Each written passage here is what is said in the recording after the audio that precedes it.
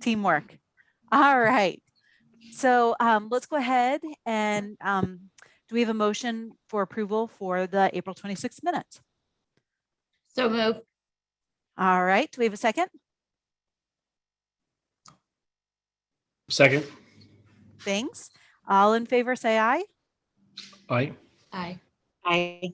All right. And opposed, same sign. Nobody's there. So we are approved.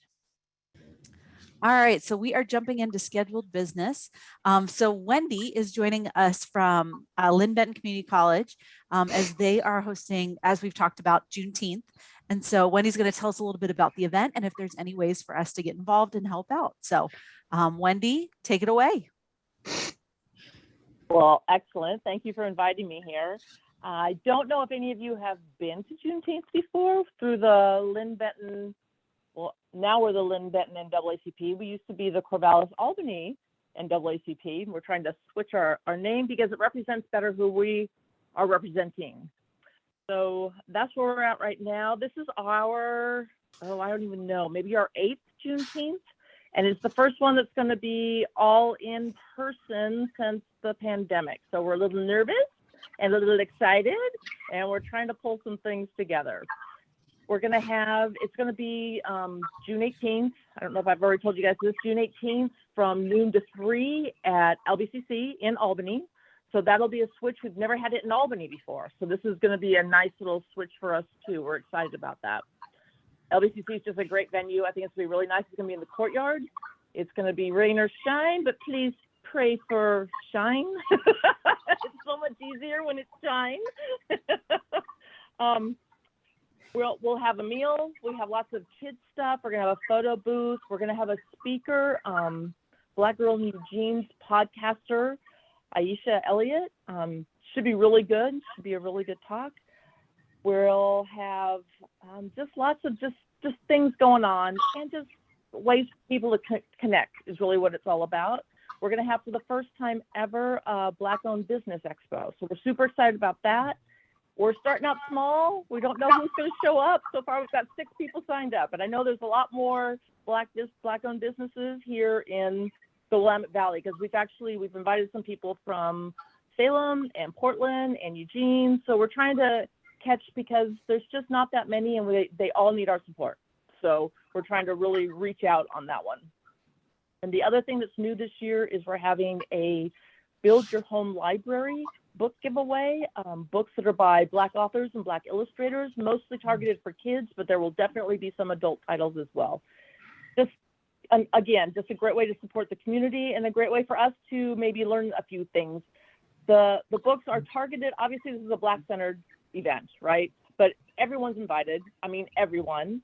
And we really want to target Black children and make them feel empowered by these readings, but it's also super important for the rest of us to have that same exposure, right? So it's just, I'm really excited about that. We've had a couple of really good donations on that front. So we're really, anyhow, there's a lot that we're really looking forward to.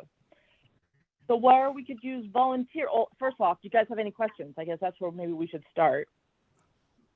Anything you don't know about the event or want to hear more about?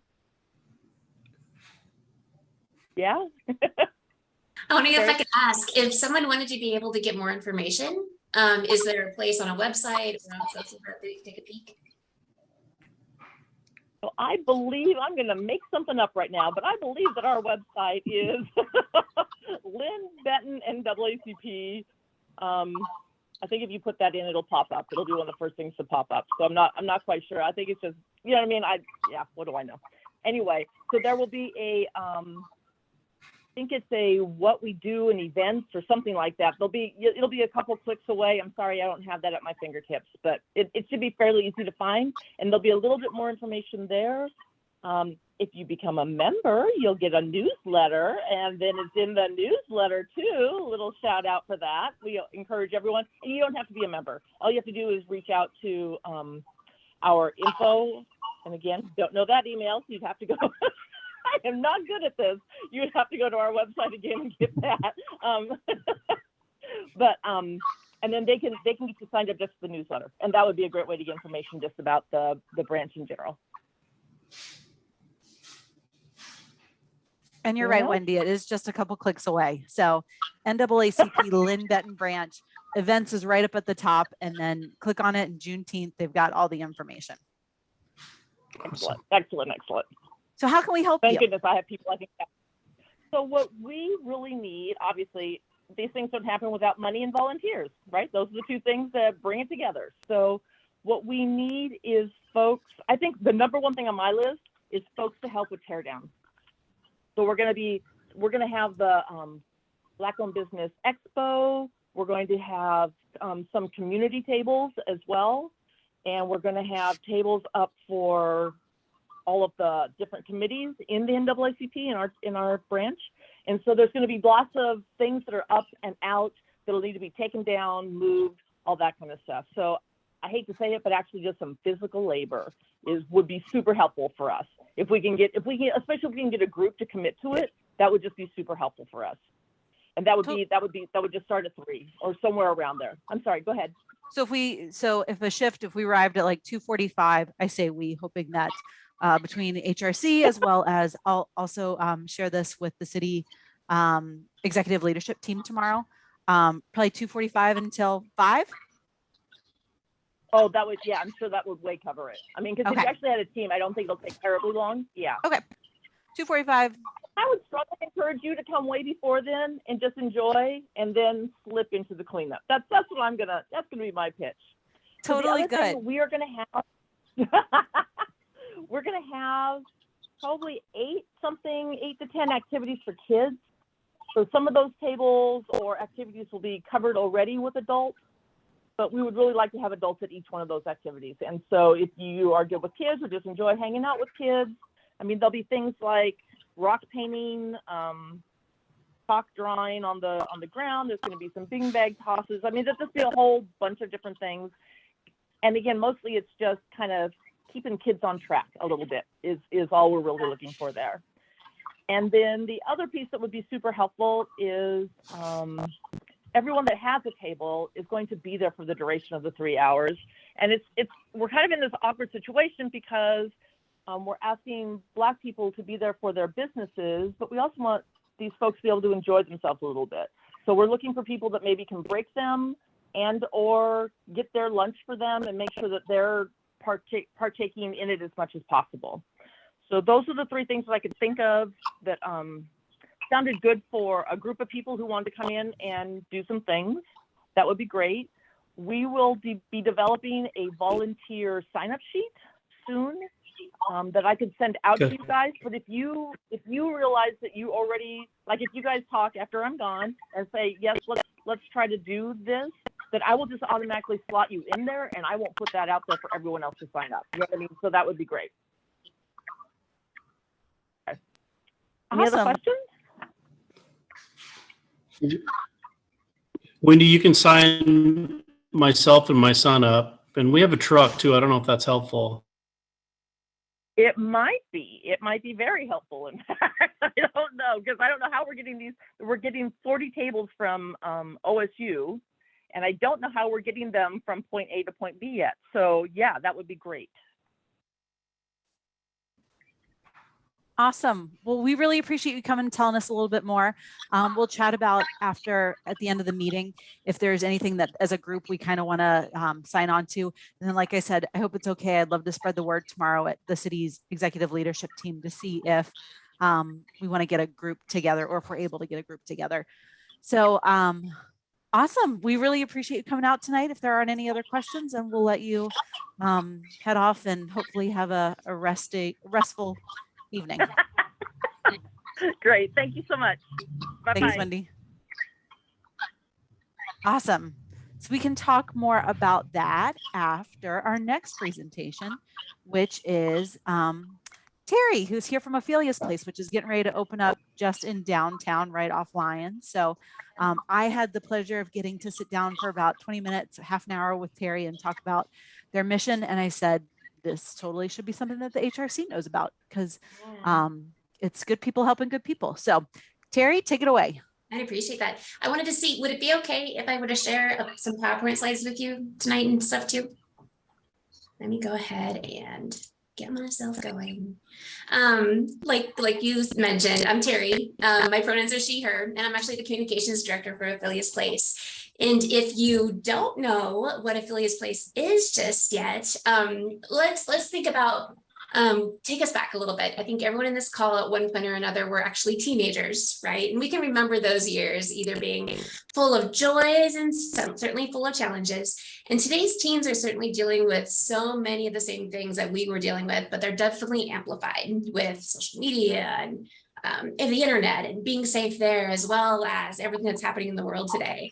So Affiliates Place is a prevention-based nonprofit dedicated to helping girl-identified youth ages 10 to 18 making healthy life choices through empowerment, education, and support. When our founder, Rosaria Haglund, opened up OP about 15 years ago, her vision was to help girls learn the tools that they need to develop a strong self-esteem and self-worth, to learn critical thinking skills to overcome those stressful times during those teen years, to discover their voices, and to feel confident in who they are while they're growing up. So OP originally opened up in Eugene, like I mentioned, about 15 years ago. Today, we currently have a location in Junction City. It's a little bit smaller, but it's really right near Laurel Elementary, so within walking distance of some of the schools over there. And very soon, like was mentioned, we're actually opening up our space in downtown Albany at the corner of 4th and Lyons, where I guess the old liquor store used to be. So a little bit different of a thing that's going to be happening in that space.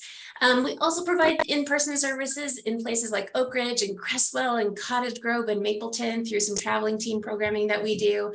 And we certainly offer lots of our programming virtually. And I think that was our one big learn from the pandemic, is that we could take a lot of our services online. I want to be able to share a little bit about what our programs are, and there are a few slides about these, and I'm going to rattle right through them, but I'm happy to slow down and ask questions, and I can certainly provide this to you guys after the fact too, so you have it if you're interested. But we have 4 core programs, our after and out of school program. We have in-school programming, we have our therapy program, and we have our training and outreach programming. Because one of the outcomes that we've certainly learned during the last 15 or so years is that it really takes a holistic approach to help youth in our communities to kind of learn those social emotional development skills, some of those soft skills. So we want to be able to make sure that we're talking to girls, but we're also talking to parents and their educators and youth serving providers and their peers that they go to school with. And we do that through these 4 different core pieces of programming. So our after school program, it includes things like drop-in. We're going to be starting up our in-person drop-in again, finally in the fall. We offer things like workshops and activities, some summer day camps, and we also offer psychoeducational groups, with the goal being that all of these things are offered in a community where girls can be with peers and be with adults who are trained to be able to monitor some of those conversations that they might have, or really encourage a place to be comfortable, to be able to figure out what those boundaries are, figure out what the dynamics are with those groups, to really allow for a safe, exciting, kind of fun place to connect. And that's probably one of the bigger things that we've learned over the pandemic, is that's what youth are really missing. And they're learning now how to do that again, of how to be connected in a very in person more than anything else. And so just to kind of walk through some of these things, our drop-in community, or drop-in time that we do at our different community spaces really allow those girls to connect, to build those healthy relationships, to discuss those challenges and experiences that they might be dealing with in a very supportive atmosphere.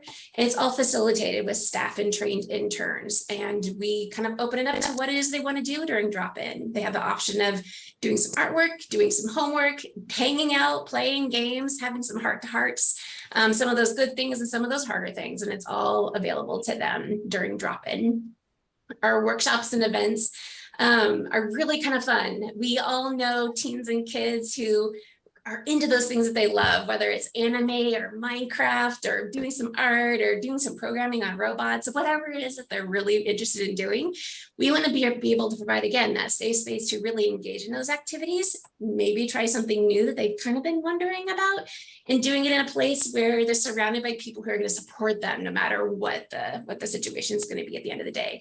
And my favorite part is that they are the ones that drive what those activities are. So if they say to us, we really love Minecraft. We want 5 more hours of Minecraft a day. Then we try to figure out how to do a little bit more Minecraft during that next calendar season. We also offer psychoeducational groups. And so these are really meant to be a little bit more tool-based. So providing empowering support and information for girls' development. So something that's exciting is that this summer we're doing a series, it's like a 2-parter about transitions between the different levels of school. So we're having a group for elementary, for students who are actually transitioning from elementary to middle school and middle school to high school. Because again, we can remember what those transitions are like, right? They're a little bit scary. What's a locker? You know, what do we need to do when we think about things like that? And these groups give those students a chance to really just kind of talk about those concerns and questions and really develop the tools that they're going to need to be able to walk in those doors after they've kind of moved into that new school, for example. So we offer lots of different kinds of groups like that as well. And then from after now school, our second program is our schools program. This is our in-schools program. And so it's broken down in a couple of different ways. We partner with school districts in Lane and Lynn County to offer programs during the school day in the form of girl empowerment groups, classroom presentations, and some adult education opportunities. And so our empowerment groups, our girl empowerment groups, are basically like groups of about 6 to 8 girls that work through a set of curriculum, you know, talking about things like friendships or navigating social media or media and body image, things like that. And while they're walking through all of these topics and kind of discussing them and learning about tools to kind of navigate those things, they're building a supportive bond with each other that they can take with them outside of group, whether it's in the classroom or whatever they're doing during the school day and stuff. So they're really developing those friendships there. We also offer a young, amazing women of color group, or with something that we lovingly call Yawak, that we've had for years.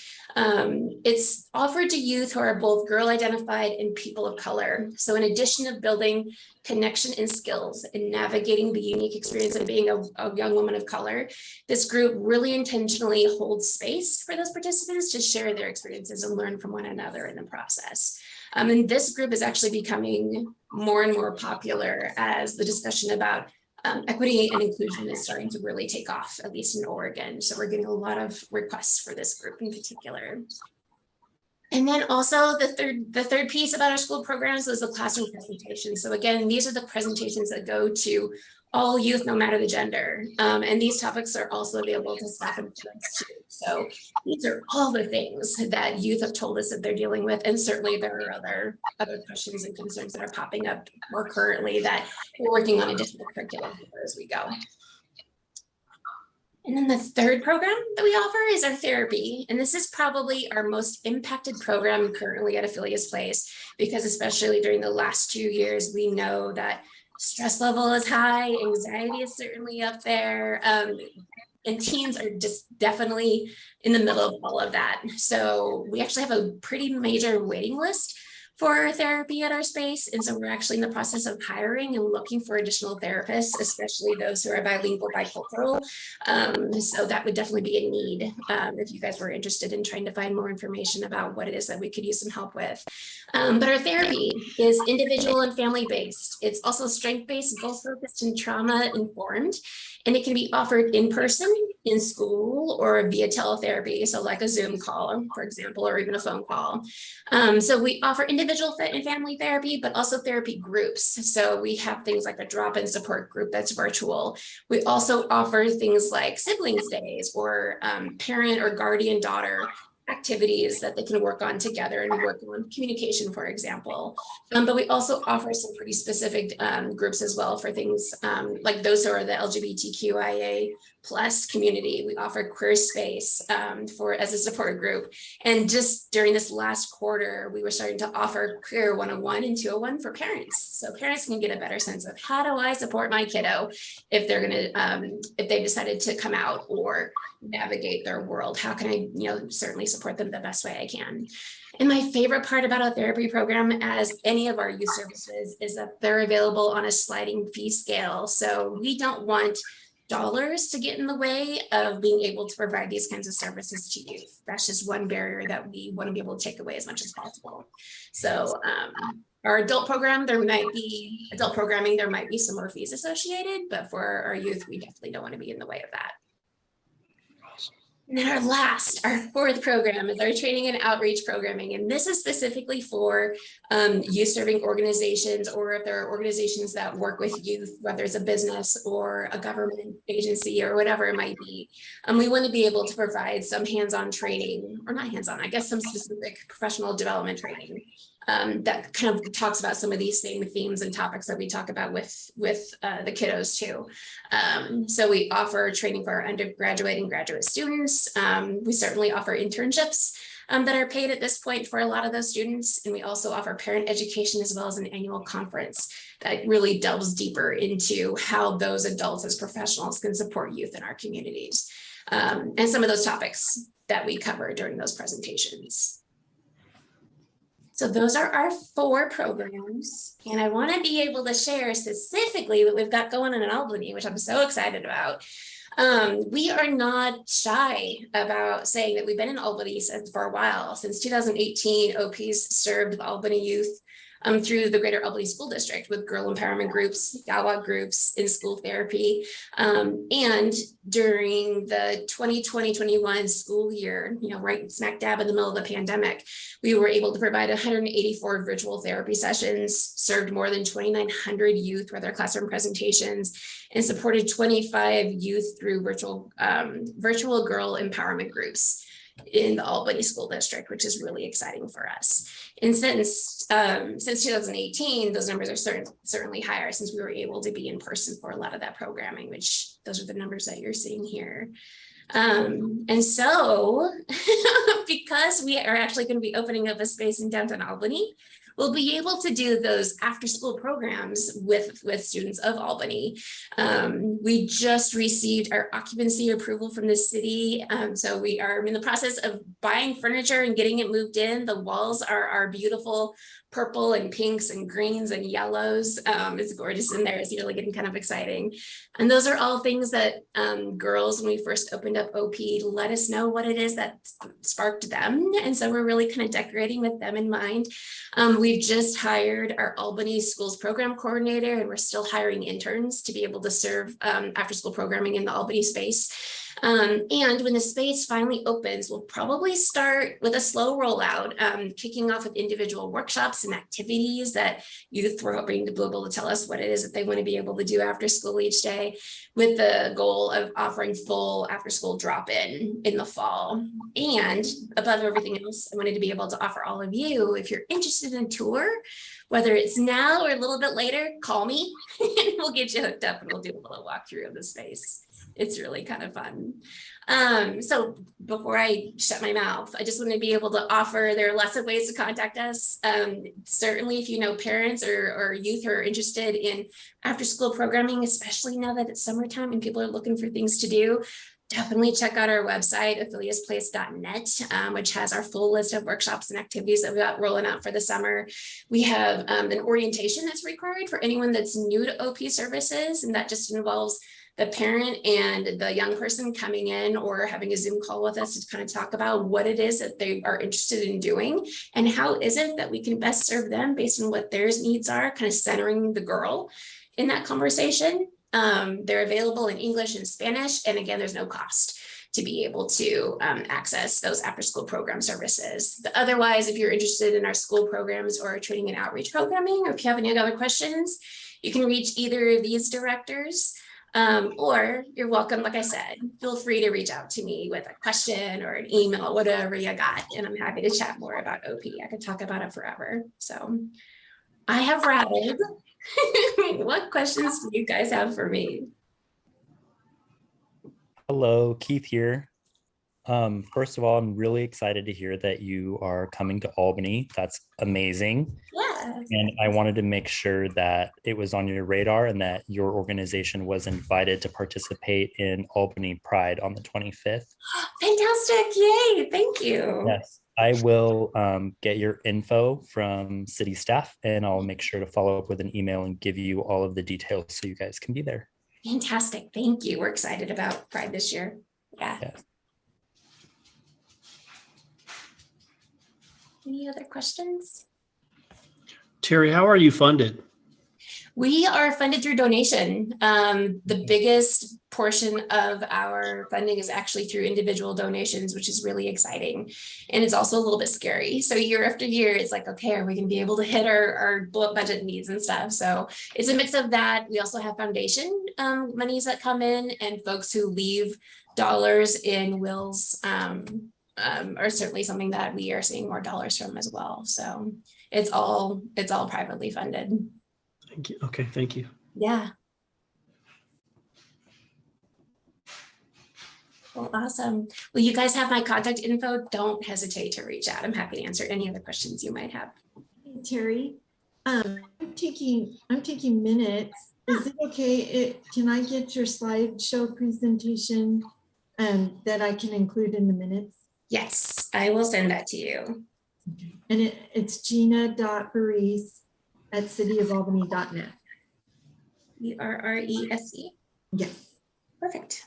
Thank you. No problem. And thank you so much, Terry. I just love this presentation. Love what you guys do. So if this group wants to get a tour, once you guys get your legs up underneath you, I know our staff do, we'll try to coordinate to figure out how we can support the space and celebrate it.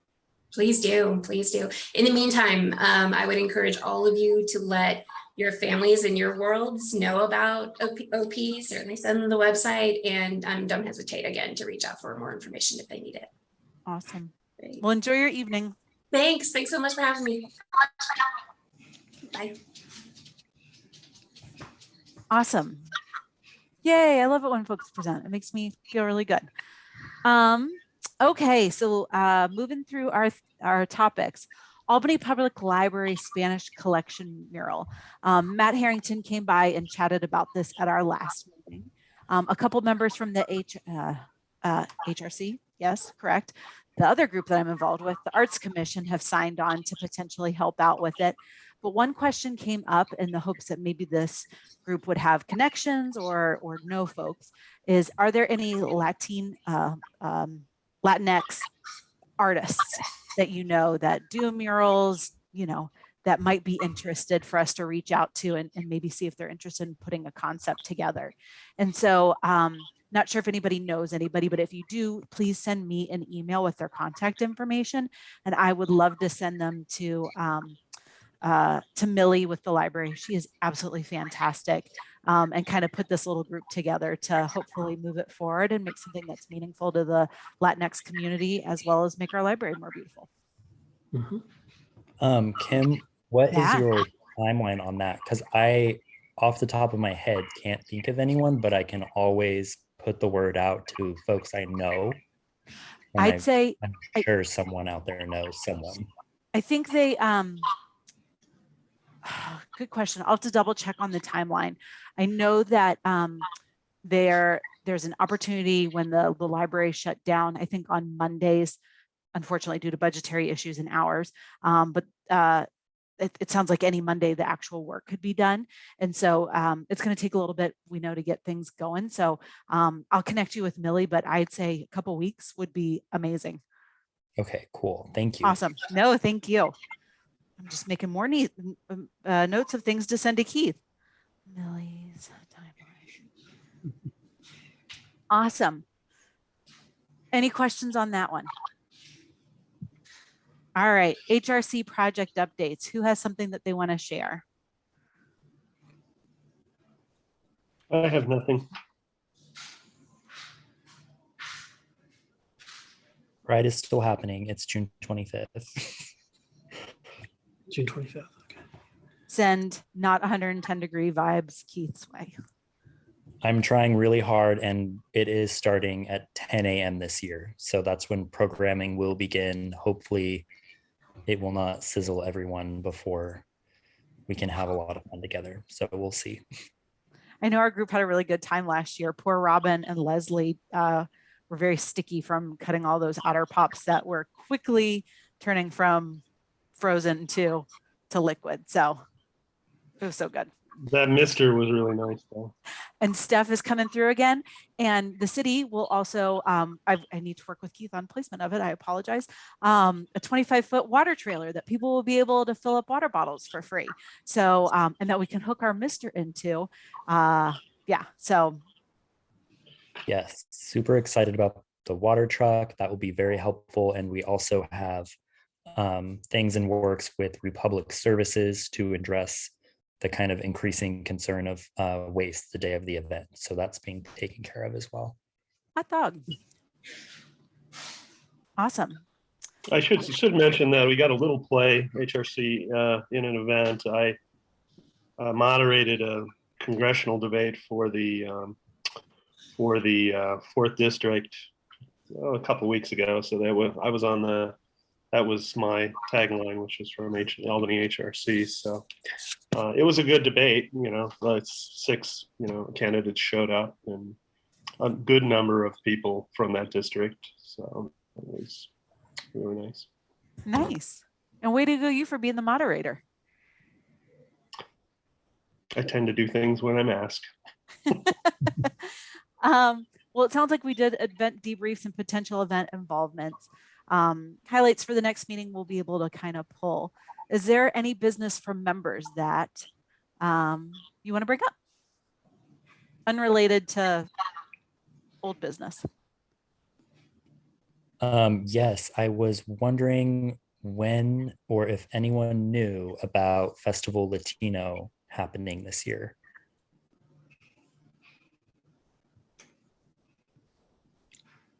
It's cool if you don't. I know that's a Hispanic Advisory Committee thing, so I can reach out to them and find out, but I was hoping maybe someone would know.